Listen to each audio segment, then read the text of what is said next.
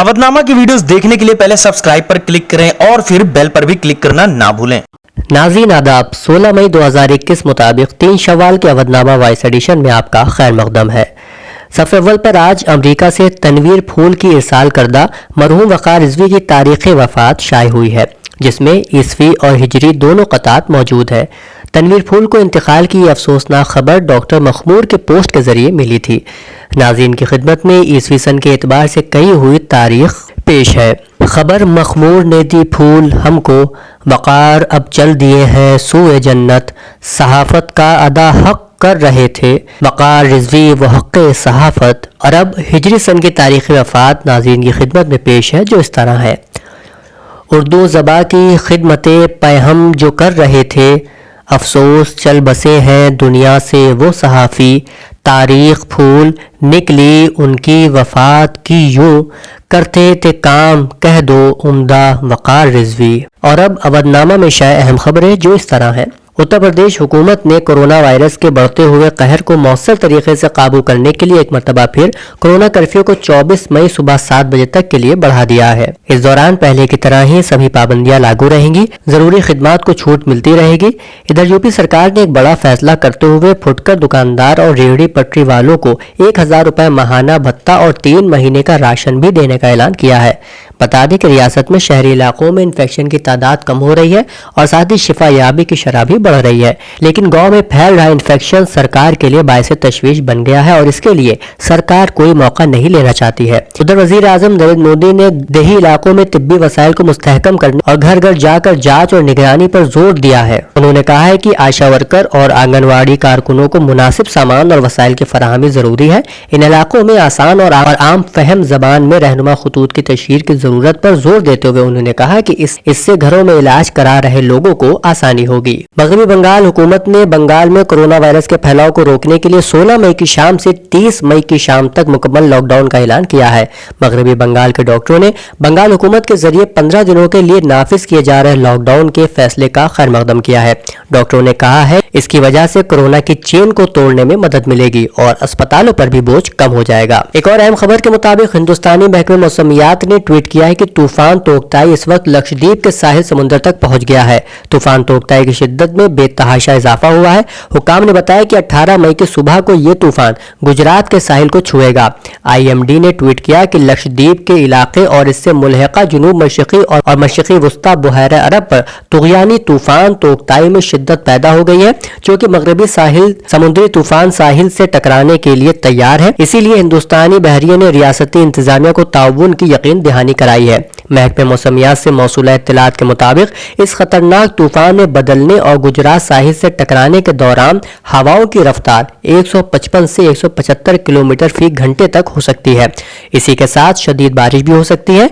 फिलहाल इसके आसपास हवाओं की रफ्तार 85 से 95 किलोमीटर है, जो आज देर रात तक 110 से 135 किलोमीटर फी घंटा और कल तक 155 किलोमीटर फी घंटे तक पहुंच जाएगी। प्रोफेसर महमूद इलाही उर्दू फाउंडेशन की सदर डॉक्टर ज़ेबा महमूद ने अपने ताज़ियती बयान में कहा है कि सोशल मीडिया के तवस्सुत से यह अफसोसनाक खबर मिली है कि रोजनामा अवधनामा उर्दू हिंदी के बानी और सरपरस्त सैयद वक़ार रिज़वी ने भी दाई अदल को लब्बैक कहा। थोड़ी देर तो जैसे यकीन ही नहीं हुआ कि ऐसा कैसे हो सकता है, मगर हकीकत को तस्लीम करना ही पड़ा। और फिर याद आया कि कातिब तकदीर ने हर शख्स के हिस्से में एक उम्र का हिस्सा लिखा है और वो उसे गुजार कर अपने मालिक हकीकी की तरफ लौट जाता है। वक़ार साहब भी अपनी पाई हुई उम्र गुजार कर अपने मालिक हकीकी की तरफ लौट गए, लेकिन इस कम उम्री में भी जितने काम वो कर गए वो उनके बाद के लोगों के लिए एक मिसाल है। मजलूमों, कमजोरों, बिलखुसूस मुस्लिम कौम के आवाज को बुलंद करने और उन्हें उनके हुकूक दिलाने की कोशिश के लिए उन्होंने अवधनामा अखबार जारी किया और अपनी मेहनत और लगन से बहुत कम अरसे में उसे उस बुलंदी पर पहुंचा दिया जहां तक पहुंचने के लिए सिर्फ ख्वाब ही देख सकते हैं।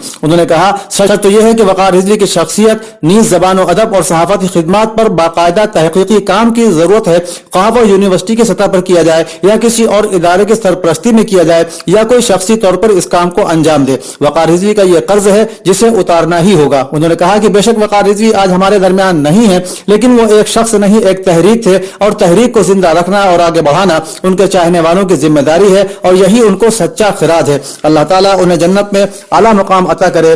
اور اہل خانہ کو صبر عطا کرے۔ Public education council of India کے چیئرمین اور جامعہ اردو علی گڑھ کے سینٹر انچارج ڈاکٹر حسین محسن زیدی نے پریس نوٹ میں بتایا کہ ان کے دو اچھے دوست اور سینئر صحافی جناب وقار رضوی اور جناب محمد علی 4 دن کے فاصلے پر دنیا سے چلے گئے۔ دونوں لکھنؤ کے ایرا میڈیکل کالج میں کورونا سے کافی مشقت کے بعد آخر کار اپنی جنگ ہار گئے۔ جناب وقار رضوی اودھنامہ اخبار کے مالک اور بانی تھے اور جناب محمد علی راشٹریہ سہارا کے اردو چیف سب ایڈیٹر تھے۔ دونوں خوش مزاج، ملنسار اور سب کی مدد کرنے میں بڑھ چڑھ کر حصہ لیتے تھے۔ دونوں اردو کے مشہور صحافی تھے۔ ان کے اچانک اس دنیا سے چلے جانے سے نہ صرف راشٹریہ سہارا اردو، اودھنامہ اردو کو نقصان پہنچا بلکہ پوری مسلم برادری کو بھی بھاری نقصان ہوا ہے۔ ممتاز کالج میں انجمن اصلاح المسلمین کے قدیم رکن جناب خواجہ انوار الدین صاحب اور جناب غلام جیلانی صاحب کے انتقال پر ایک تعزیتی نشست کا انعقاد کیا گیا۔ اس موقع پر کالج کے کارگزار پرنسپل ڈاکٹر عبد الرحیم صاحب نے تعزیت کی اور ان کی مغفرت کے لیے دعا کی، اور انہوں نے بتایا کہ یہ سانحہ انجمن ممتاز کالج اور وہاں کے متعلقین کے لیے ایک بڑا سانحہ اور صدمہ ہے۔ کالج کے مینیجر ظفر یاب جیلانی نے ایگزیکٹو کمیٹی کے دونوں قدیم ممبران کے سانحہ ارتحال پر اپنے گہرے دکھ کا اظہار کیا اور اپنے دیرینہ تعلقات کا اظہار کرتے ہوئے کہا کہ مرحوم خواجہ انوار الدین صاحب بڑے متحرک اور فعال کارکن تھے،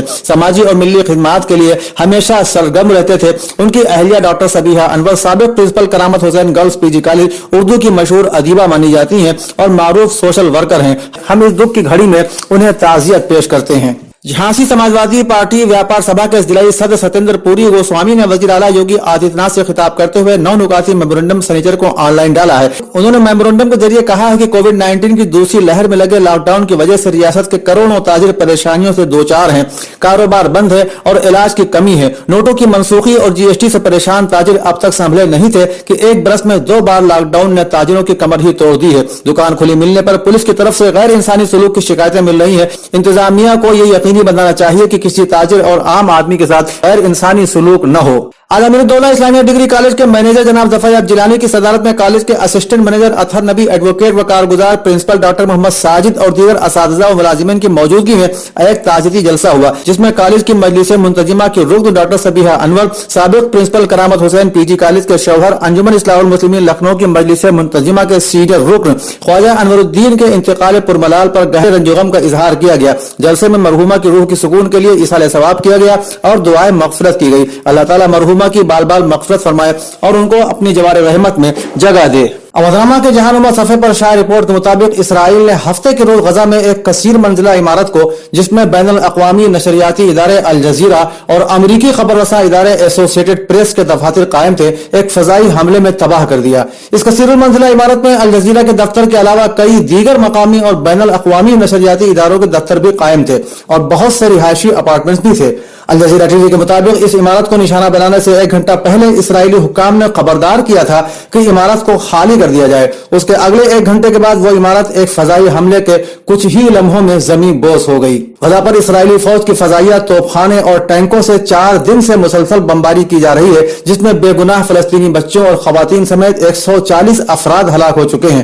ذریعہ اثنا اسرائیل اور فلسطین کے درمیان جاری جنگ کو روکنے کی غرض سے ثالثی کا کردار ادا کرنے کے لیے ایک امریکی نمائندہ بھی تل ابیب پہنچ چکا ہے۔ ایرانی پارلیمنٹ کی انسانی حقوق کمیٹی کی سربراہ نے اپنی یورپی ہم منصب کے نام ایک خط میں صہیونی حکومت کے غیر انسانی اقدامات کے مقابلے مظلوم فلسطینیوں کی حمایت کا مطالبہ کیا ہے۔ پارلیمانی نیوز ایجنسی کی رپورٹ کے مطابق انسانی حقوق کمیٹی کی سربراہ محترمہ زہرا نے اپنے خط میں یورپی پارلیمنٹ کی انسانی حقوق کمیٹی کی سربراہ محترمہ ماریا ارنا کو مخاطب کرتے ہوئے مسجد الاقصی اور غزہ پر حالیہ حملوں کا شکار ہونے والے فلسطین کے نہتے اور مظلوم شہریوں کی حمایت کا مطالبہ کیا ہے۔ انہوں نے لکھا ہے کہ دنیا مقبوضہ فلسطینی علاقوں میں ظلم اور بربریت کا مشاہدہ کر رہی ہے، لیکن عالمی برادری اور اقوام متحدہ کی سلامتی کونسل مقبوضہ فلسطینی علاقوں میں تواتر کے ساتھ کی جانے والی انسانی حقوق کی خلاف ورزیوں پر لا تعلق اور خاموش تماشائی بنی ہوئی ہے۔ ترک میڈیا کے مطابق صدر طیب ایردوان نے اپنی جماعت انصاف و ترقی پارٹی کے نمائندوں سے ویڈیو کانفرنس خطاب میں کہا کہ بیت المقدس مسلمانوں کے ساتھ عیسائیوں اور یہودیوں کے لیے بھی مقدس مقام ہے، جہاں اسرائیل نامی دہشت گرد ریاست نے انسانیت سوزی کی تمام حدیں پار کر لی ہیں۔ तुर्क सदर ने पार्टी रहनुमाओं को बताया कि इसराइली जारहियत पर मैंने बाज आलमी रहनुमाओं से राब्ते फिलिस्तीन के हक में हमारे मौक़िफ़ की मुकम्मल तायीद की है। अगर फिलिस्तीन में इसराइली जुल्म जबर के खिलाफ पूरी दुनिया खामोश भी हो जाए तब भी हम इस जुल्म के खिलाफ आवाज उठाते रहेंगे। उन्होंने मजीद कहा कि इसराइली जारहियत पर खामोश रहने वालों का अंजाम इबरतनाक होगा। इसराइल की जानिब से बहाए जाने वाले खून पर खामोश रहने वालों को ये याद रखना चाहिए कि उन पर भी ये वक्त आ सकता है। सदर तैयब उर्दवान ने मजीद कहा कि जिस तरह शामी सरहद के करीब दहशतगर्दों का रास्ता रोका, उसी तरह मस्जिद अक्सा की जानिब बढ़ते हुए हाथों को भी तोड़ दिया जाएगा। चीन ने खलाई शोबे में बड़ी छलांग लगाते हुए मरीख की सतह पर एक रोवर को उतार दिया है। इसी के साथ चीन दुनिया का दूसरा ऐसा मुल्क बन गया है जिसने कामयाबी के साथ मरीख की सतह पर रोवर को भेजा है। 7 महीने के खलाई सफर, 3 महीने तक मदार की गर्दिश और आखिर में सबसे अहम 9 मिनट के बाद चीन ने यह एजाज हासिल कर लिया। चाइना नेशनल स्पेस एडमिनिस्ट्रेशन ने कहा है कि रोवर ने हफ्ते के रोज मरीख पर कामयाबी के साथ लैंडिंग की। काबिल जिक्र है कि रोवर एक छोटा खलाई रोबोट होता है जिसमें पहिए लगे हुए होते हैं। मरीख से जमीन का मौजूदा फासला 32 करोड़ किलोमीटर है। इसका मतलब जमीन तक रेडियो पैगाम के पहुंचने में 18 मिनट का वक्त लगेगा। रोवर को मरीख पर उतारने में चीन को ऐसे वक्त में कामयाबी हासिल हुई है जबकि उसकी आलमी तकनीकी क़यादत के हवाले से अमेरिका के साथ होड़ चल रही है। सफ़े 5 पर सदर जलसा के उन्वान से मोइज़ हाशमी का एक इंशाइया शाये हुआ है जिसका एक दिलचस्प इख्तिबास नाज़रीन मुलाहिज़ा फरमाए। मसला सदारत उन हजरात के लिए कोई मसला नहीं जिनके पास कीमती पोशाक हो। ऐसे हजरात हमतन सदारत के लिए अपने ड्राइंग रूम में तैयार बैठे रहते हैं और दरवाज़ों पर नजरें गाड़े रहते हैं कि कोई वफ्द आए और हमें सदारत की पेशकश कर बैठे और चंद गैर ज़रूरी हीले बहानों के बाद सदर बनने की हम हामी भर लें। सदारत की कुर्सी पर बैठने का इश्तियाक इतना बढ़ गया कि मुक़र्ररा तारीख से कबल ही हमने रंगीन रिहर्सल की शुरुआत कर दी। अंजुमन से 2 दिन के लिए दूल्हे की कुर्सी किराए पर ले आए। शक्की बीवी हैरतज़दा हो गई कि कहीं बुढ़ा दोबारा दूल्हा तो नहीं बनने जा रहा। इस्तिफसार पर जवाब देना लाजमी हो जाता है कि नहीं बेगम, एक प्रोग्राम में हमें कुर्सी सदारत पर बैठना है और उसकी रिहर्सल हो रही है। देखो तो सही हम ठीक से बैठते हैं। उस पर बीवी आगे बढ़कर कोट को अच्छी तरह कुर्सी के हत्थों में फंसा देती है और इंतहाई खुशगवार अंदाज में कहती, खुदा तुम्हें सदा सद्र बनाए रखे। आप में सद्र बनने की तमाम तर सलाहियतें हैं, मगर बकौल अहमद उस्मानी वो खूबी नहीं है जो सद्र बनने के लिए होती है। सद्र में ये खूबी हो कि वो 12 नंदों की भावज हो। कहीं आप नूरुल हसनैन को इस नाते में जोड़ ना लें। बहरहाल चंद लम्हों के बाद हमने दूल्हे की कुर्सी से निकलने की पुरजोर कोशिश की, लेकिन कुर्सी के हत्थों में बीवी के ठूसे हुए कोट ने हमें जमी दोस्त कर दिया।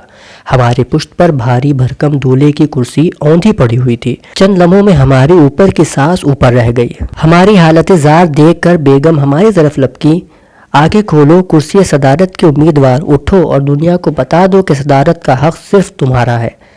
आप, मैं और घंटों कुर्सी सदारत से चिपके रहने की बेपनाह सलाहियतें हैं।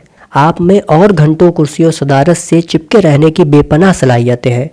नीम व आंखों से हमने बेगम की तरफ देखा। ज़रा सी हरकत के साथ ही हमारी तकलीफ ज़दा का राह निकली। बड़ी जद्दोजहद के बाद बेगम ने कुर्सी के जलसे से हमें बाहर निकाला और हमारी टूटी टांग को किसी कदर सीधा किया। दूसरी तहरीर मंटू अपनी तख्लीक़ात की रोशनी में के हवाले से अब्बास धालीवाल की मौजूद है, जिसमें वो लिखते हैं, मंटू ने इंसानी नफ्सियात को अपना मौजू बनाया। उन्होंने बेहतरीन अफसाने तख्लीक किए जिनमें टूबा टेक सिंह, खोल दो, ठंडा गोश्त, धुआं, बू शामिल हैं। उनके कई अफसानवी मजमूए और खाके और ड्रामे उर्दू अदब का सरमाया हैं।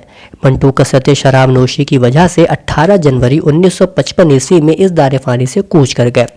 सादत हसन मंटू अपने अफसानों की तख्लीक के बारे में एक जगह रकम तराज है, मैं अफसाना नहीं लिखता, हकीकत यह है कि अफसाना मुझे लिखता है।